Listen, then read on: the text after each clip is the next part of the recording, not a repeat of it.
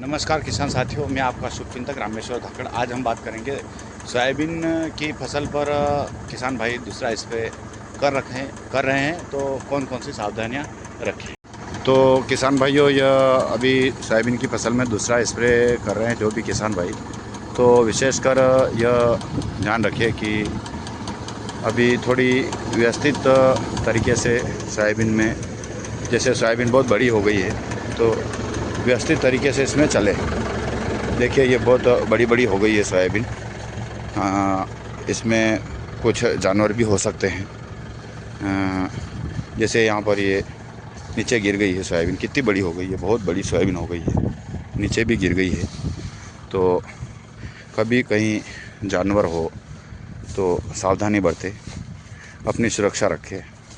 और सोयाबीन पर अभी इल्ली तो बहुत कम है यहाँ पर, इल्ली तो क्योंकि हमने इसमें किसान भाई ने खरपतवार नाशक के साथ में इल्ली की दवाई डाल दी थी, तो इल्ली बहुत कम है। और सोयाबीन थोड़ी ज़्यादा बड़ी हो गई, खरपतवार नाशक ने भी काम किया। देखिए अब खरपतवार तो इसमें बिल्कुल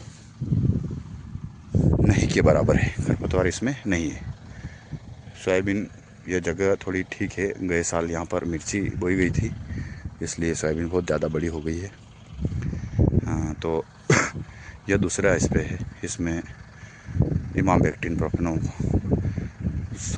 प्लस साइफरमेथ्रिन 4% वाला उपयोग किया गया है, ताकि इसे 15 दिन के आसपास तक इल्ली का नियंत्रण हो। तो सभी किसान भाई यह ध्यान रखें कि अपने सुरक्षा रखें और हो सके तो व्यवस्थित तरीके से ही काम करें। जैसे दवाई का स्प्रे बार बार नहीं होता है, सोयाबीन में बार बार नहीं कर सकते हैं, जैसे 3 स्प्रे ही कर पाते हैं हम। तो इसमें हो सके तो आप फफूंदनाशक ज़रूर मिलाएं। जैसे इसमें फ्लावरिंग स्टेज पर साफ है एवं ये पाउडर जैसे कार्बन डाइजाइम प्लस में इनको जब नहीं मिलाना चाहिए, क्योंकि फ्लावरिंग में प्रॉब्लम होता है। इसमें दूसरा कोई भी जैसे ट्यूबकोनोजोल वाला, सल्फ़र वाला आप कोई सा भी मिला सकते हैं, ताकि इसमें फफूंद जनित रोग की समस्या नहीं रहती है, जैसे पीलापन वाली समस्या नहीं रहती है। ये जैसे इसमें दिख रहा है पीलापन वो वहाँ पर, इसलिए पीलापन की समस्या नहीं रहती है। तो इसलिए हमको सल्फ़र का यूज़ ज़रूरी है सोयाबीन में, सल्फ़र का उपयोग करना बहुत ही आवश्यक है। तो सभी किसान भाई ध्यान रखें, थोड़ी हेवी वाली दवाई यूज़ करें।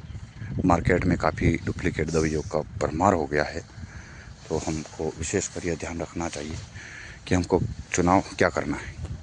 हमको ओरिजिनल कंपनी वाली दवाई यूज़ करना है, कोई सी भी दवाई हो कंपनी की दवाई यूज़ करना है। जैसे एक ही दवाई 20 कंपनी की आ रही है तो हमको उससे कोई मतलब नहीं है, हमको सिर्फ कंपनी की दवाई ही यूज़ करना है। क्योंकि उससे क्या होता है कि दवाई तो आप केरोसिन छिड़क दो, उससे मर जाएगी। इल्ली मरने में क्या है, इल्ली तो कैसे भी मर जाती है। पर रही बात उसका नियंत्रण लंबे समय तक कैसे हो, इसके लिए ज़रूरी है कंपनी की दवाइयाँ। तो कंपनी की दवाई का पैसा लगता है, किसी के बहकाव में नहीं आना चाहिए किसान को। किसान एक थोड़े से कम पैसे के लालच में अपना ही नुकसान कर बैठता है। उनको बाद में पता चलता है कि यार हमने दवाई छिड़की, उसके बाद भी उत्पादन कम क्यों आया। इसका कारण यह रहता है कि हम इल्ली मार देते हैं, हमको ये पता नहीं चलता है कि 50 फली की जगह 30 फली क्यों लगी। यही कारण होता है कि हमने अपना नुकसान खुद कर लिया। जो दवाई मार्केट में कंपनी की दवाई का रेट 2200 है, 1900 है, वह दवाई हमको 800 में मिल रही तो हम 800 का यूज़ कर लेते हैं, बाद में हम यह पछताते हैं। तो सभी किसान भाई ध्यान रखें कि सस्ते की ओर नहीं जाए, अपना विवेक से काम करें, क्योंकि यह ज़रूरी है कि फसल दोबारा अगले साल बोई जाएगी। और हमने सब कुछ लगा दिया है, पूरा साल लगा दिया है, इसमें बीज लग गया है, सब कुछ लग गया है। तो हमको थोड़ा सा सस्ता है कि इल्ली मारने में क्या है, इल्ली आप केरोसिन का यूज़ कर लो, इल्ली ख़त्म हो जाएगी। आप कपड़े धोने का सर्फ यूज़ कर लीजिए, इल्ली मर जाएगी। इल्ली का क्या है, पर आप नियंत्रण देखिए कितने दिन तक नियंत्रण रहता है। यदि फिर उसमें लेबर का खर्चा, ट्रैक्टर का खर्चा, हाँ वो सारा जोड़िए तो आपको पता चलेगा कि सस्ता हमको क्या करना है या क्या नहीं करना है। तो सस्ता की तरफ नहीं जाना है, हमको अपने विवेक से काम करना है। अच्छी कंपनी की ब्रांडेड दवाइयाँ इस पर इस्तेमाल करें। जैसे इमामेक्टिन को ले लेते हैं हम, मार्केट में काफ़ी सस्ती से सस्ती मिल रही है। पर आप देखना अपने 10 बीघे खेत में 5 बीघे में एक ब्रांडेड कंपनी की स्प्रे करना और 5 बीघे में आप एक लोकल कंपनी का स्प्रे करना। बाद में उसका उत्पादन देख लेना, आपको पता चल जाएगा कि हमको क्या करना चाहिए। या मेरे भी बात का मानना या ना मानना, आपका विवेक के ऊपर काम करना है।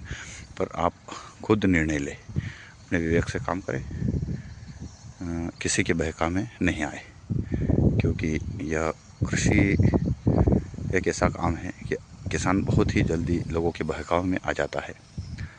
जैसे हम दूसरा स्प्रे कर रहे हैं, इसके बाद एक स्प्रे और लगेगा इसमें, उसमें फलिए कोलिए बनने लग गए, इसमें छोटे छोटे फ्लावरिंग, काफ़ी फ्लावरिंग हो गया, छोटे छोटे फलिए बनने लग गई है।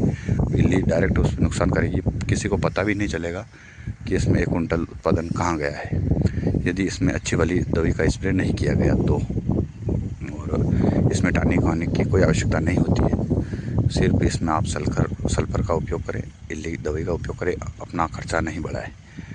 हाँ, यदि आपने खाद उर्वरक दिया है, देखिए आपके सामने जो प्लाट है इसमें बिल्कुल उर्वरक नहीं दिया गया है, इसमें खरपतवारनाशक का फुल उपयोग किया गया है। कुछ भी इसमें नहीं, सिर्फ इसमें खरपतवारनाशक का उपयोग किया गया, उसमें क्लोबिन भी डाला गया है। फिर भी सोयाबीन देखिए यहाँ तक है, यहाँ तक मेरे घुटनों से ऊपर आ गई है सोयाबीन, बहुत बड़ी हो गई है। ये 95-60 सोयाबीन है। तो ऐसा कुछ नहीं है, सोयाबीन हो जाती है।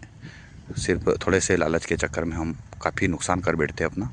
तो अच्छी कंपनी जो भी विक्रेता बेच रहे हैं उनके जाके बोलिए कि हमको पीआई कंपनी का माल चाहिए, उसी रेट में जो मार्केट में बेच रहे हैं लोग, उनको बोलिए कि पीआई का रॉकेट चाहिए। आप उसी रेट में देखिए दे देते हैं।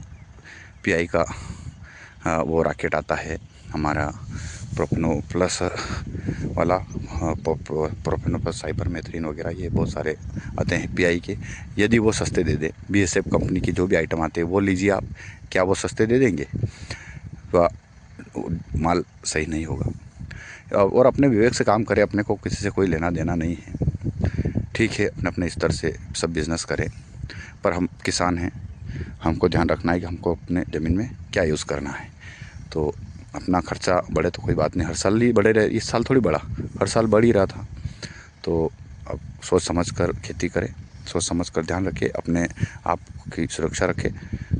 जैसे कोई जानवर ना रहे तो थोड़ा ध्यान रखें, शांतिपूर्वक ट्रैक्टर को हैंडल करें, जैसे आराम से उसको चलाए, इधर से उधर ले जाए। ये एक दूसरे जगह कैरी करते समय, नली को खड़ी करते समय बिल्कुल सावधानी बरते। पीटीओ को जब हाथ लगाए, जब ट्रैक्टर बंद हो जाए। और सभी किसान अपने विवेक से काम करें। और आरडी फार्मिंग एंड जीके को सब्सक्राइब करें, लाइक करें, शेयर करें, कमेंट ज़रूर करें।